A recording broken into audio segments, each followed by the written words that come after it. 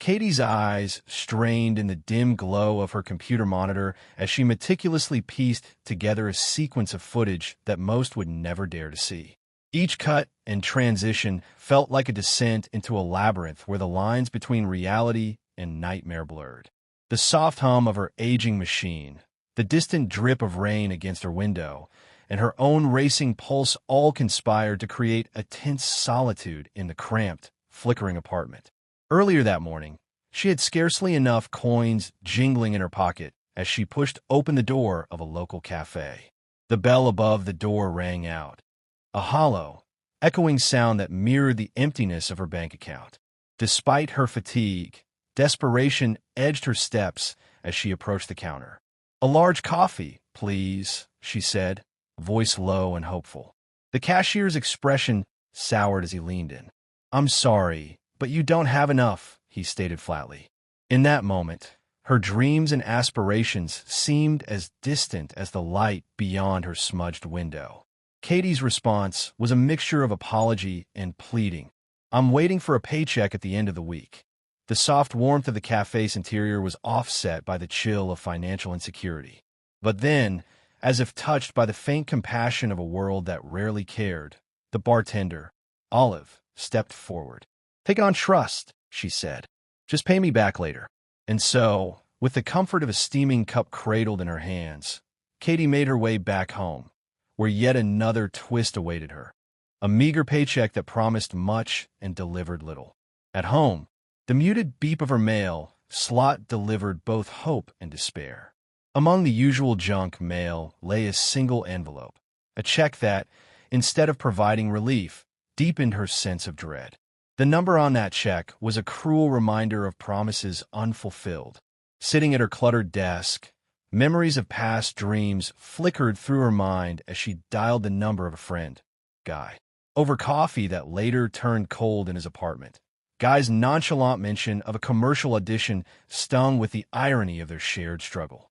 "You never hear back, Katie," he said, leaving her with the painful sting of his own ambition and jealousy. As the day ebbed into night, her inbox chimed with a new message. The glow of her screen revealed a proposal too sinister to ignore, a freelance editing gig, offering $1,000 for every 2-minute segment of raw, uncut footage. It was an offer that could end her financial worries, if only she could ignore the disquiet that crawled at the back of her mind. The client's email was succinct yet chilling. Work was non-negotiable. Deadlines were ironclad. And with bills mounting and hope dwindling, Katie accepted. That night, as shadows deepened around her apartment, a series of packages began to arrive. The first package, inconspicuously delivered, contained a USB drive and a note scrawled in a hurried hand. With hesitant fingers, she connected the drive. The first clip was unsettling. A shaky, low-quality video of a woman hesitating at the threshold of her own sanctuary. Then came scenes that blurred every line of decency. A cameraman's furtive intrusion, the despair of a confined dog, and finally, a moment so macabre that even the rhythm of her heart faltered. A moment when a desperate figure, armed with a flashlight and intent, invaded a peaceful slumber with an act of unthinkable violence. The echo of muffled screams haunted the room as the screen went black. In the days that followed, Katie found herself caught between guilt and the tantalizing lure of payment. Each new video arrived like a dose of poison, difficult to process yet impossible to discard. As she toiled over the grisly edits, fragments of her own sanity began to mirror the nightmares unfolding on screen. One evening, after an exhausting session with the footage, she awoke from a fitful sleep to an inexplicable horror. Her beloved cat lay eerily still near the door. A frantic dash to the vet only deepened her sense of foreboding. The diagnosis was vague, a possibility of illness or poisoning, but Katie was convinced her cat had never so much as ventured outside. In a frantic blur of days and sleepless nights, Katie's world became an escalating cacophony of fear and moral decay. Every knock at the door, every flash of light in the darkness, was a reminder that she was being watched. The client's demands grew ever more invasive, And with every new editing job, the boundary between reality and nightmare shifted further. Soon, even familiar faces took on a distorted, sinister quality. Notifications of large deposits into her account were matched by chilling packages containing even more disturbing footage. A man's anguished rant turned horrifying tragedy, a woman's suffocating struggle with a plastic bag, and scenes of brutal violence that defied explanation. Her relationships, once a small comfort in the chaos, began to crumble. A seemingly benign conversation with Guy devolved into an argument over betrayal and free meals. Kevin, an old friend trying to extend a lifeline in the form of a steady job, became an unwilling witness to the dark nature of the content she was forced to edit. When he finally saw the videos in their entirety, his pale, haunted expression said more than any words could convey. In one fateful moment, a memory of an open window, a detail that had seemed insignificant until then, triggered a torrent of terror as she realized the implications. The eyes that watched her every move were not only watching through the camera lens, but through the very gaps in her sanctuary. The further Katie delved into the disturbing work, the more her life unraveled. Mysterious packages became frequent deliveries.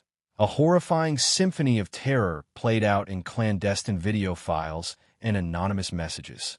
A video of a man's final, irrevocable act. A string of clips that blurred the boundaries between performance and genuine despair. Each one chipped away at her moral foundation and sanity. One day, after the arrival of a particularly unsettling package, Katie took a brave step. She visited the police with the latest footage, a video featuring a brutal attack and a man drenched in a strange, convulsing transformation. The detective's dismissive shake of the head, his quick classification of the content as staged, left her numb. The authorities were either too accustomed to such horrors or too entangled in their own bureaucratic apathy to see the truth.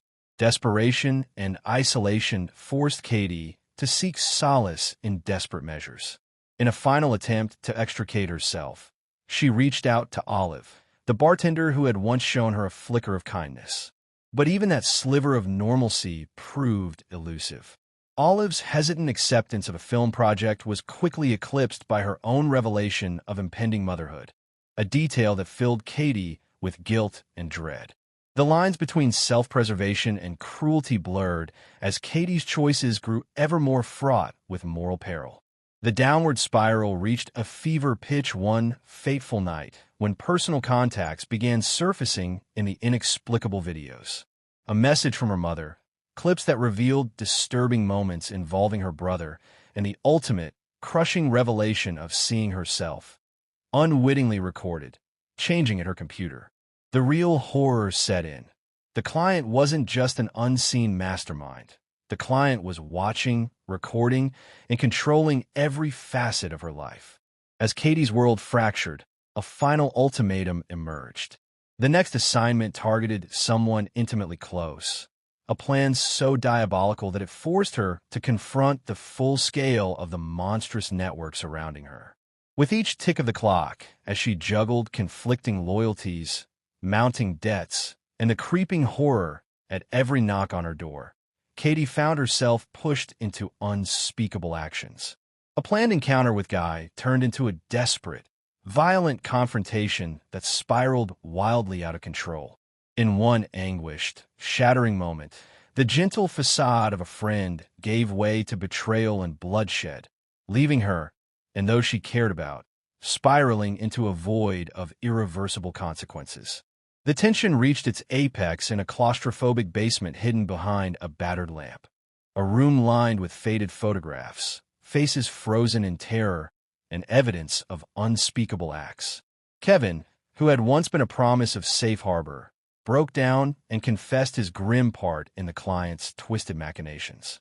The revelation that he had unwittingly passed Katie the job, that the client had already earmarked her as a target, triggered a maelstrom of emotions. In a desperate act of defiance, and with trembling resolve, Katie made a choice that would forever change her life. What followed was a blur of violence, regret, and a final, fateful editing session where the lines of morality and survival became irreversibly entangled. With a final message from the client and the fate of her life laid bare before her, Katie was forced to navigate a treacherous path, a journey through the labyrinth of her own making, where every edited clip was a step closer to the unknown and every decision carried an irrevocable price. Thanks for watching. Like and subscribe my YouTube channel, and let us know what movie you want next.